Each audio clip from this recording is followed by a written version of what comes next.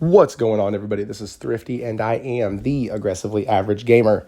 I am back with another one today. Today is going to be a little bit of a different video. It's going to be kind of a product review, or a re-review, as it were, of the Pulse Explore earbuds. These are the Bluetooth earbuds from PlayStation.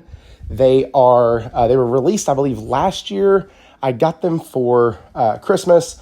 I did a video on them about 10, 11 months ago, and I just wanted to kind of give y'all an update. They've gone through some of their own software updates, and PlayStation has been improving them, and I just want to talk about it coming up on the holiday season, if I think that they are still a good buy for $200, and if you can find them on a Black Friday deal or Cyber Monday deal, should you pick them up? Hit that like button, subscribe if you haven't already, and yeah, let's dive in. First thing I do want to talk about, when the earbuds were first released, they had a huge problem with disconnecting and reconnecting. I talked about it in my video last year, and I still don't really have a big, huge issue with that. I think over about 12 to 15 hours of gameplay, I might drop once. And that's usually because the battery's getting low, and I just have to put them in the charger, reset it, and then put it back in, and it's fine.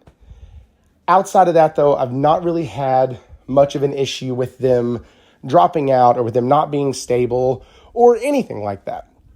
They've been really good. Connection has been really solid. And with the addition recently of 3D audio when using the portal, that is an absolute winner in my book. They have added features like that to the Pulse Explorers to make them even more attractive. And I feel like they do a great job of that. Next, I do want to talk about form and fit. This is one thing that I hit really, really hard on in my first video, and I want to revisit it now. I still think that these are one of the most comfortable earbuds I have ever put in my ear. I had a gaming session last night with Arc Raiders, and I wore them the entire time in both ears for almost 4 hours. Never once did I feel like they were hurting or uncomfortable or anything. When I first started out with them, I did have to use some of the in-ear attachments that they had where you can change out the size. But once I found the right size, perfectly fine, no big deal. They work great. And they are super, super light. I love the way they feel, and I love the way they fit, that you can control the volume on the side with an actual push button. It's not just a touch button.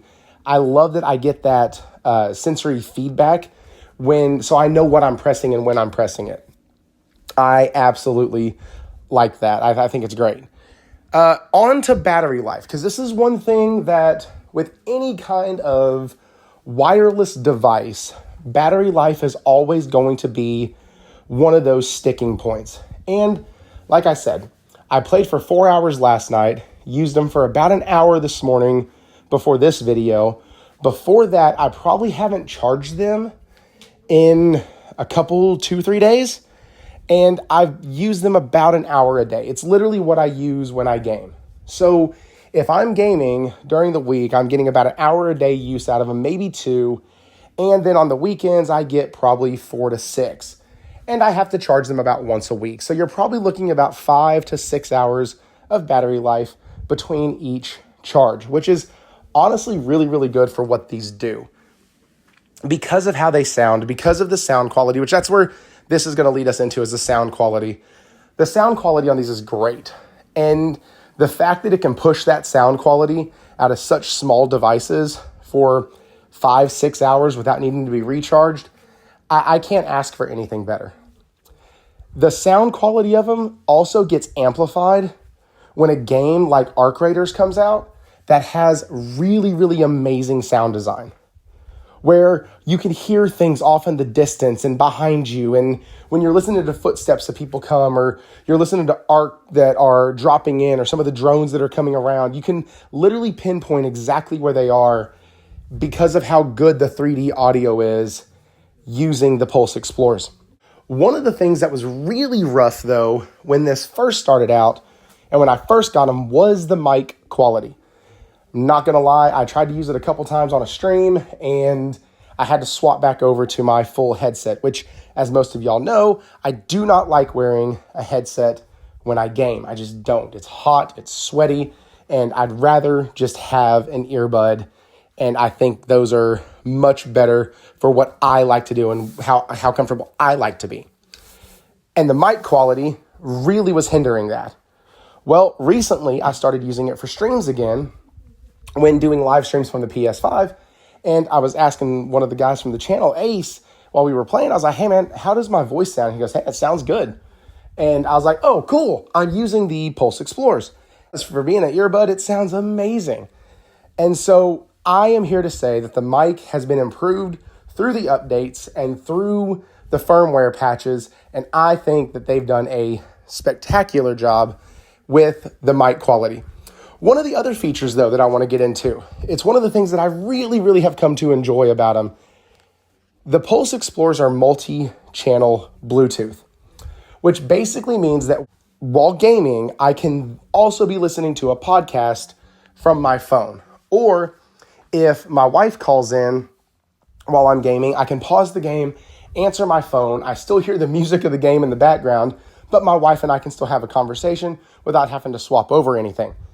Absolutely wonderful. I didn't think that would be such a big issue or such a big feature, but I find myself using it more and more and more. And I'm absolutely floored with how much I use the multi-channel Bluetooth function of these earbuds.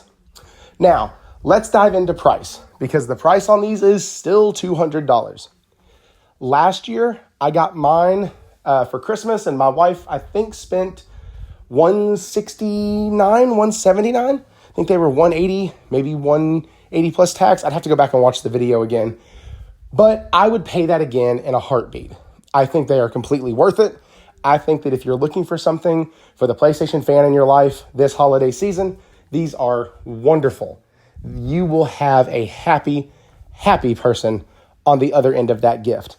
Or if you're just looking to get something that gets you away from a headset that still has decent enough mic quality with amazing sound quality, this is the device for you. I'm telling you, they're great.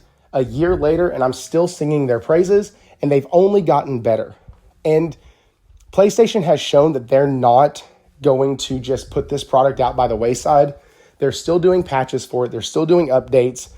They're still improving it, and they're still making it more integrated across their devices and their accessories, which is really nice to see. Anyways, guys, this is a bit of a longer video. Wanted to give you all a more thorough review of the product. And with that, I am out of here. Let me know down below, do you have the Pulse Explorer earbuds? And we will catch you on the next one.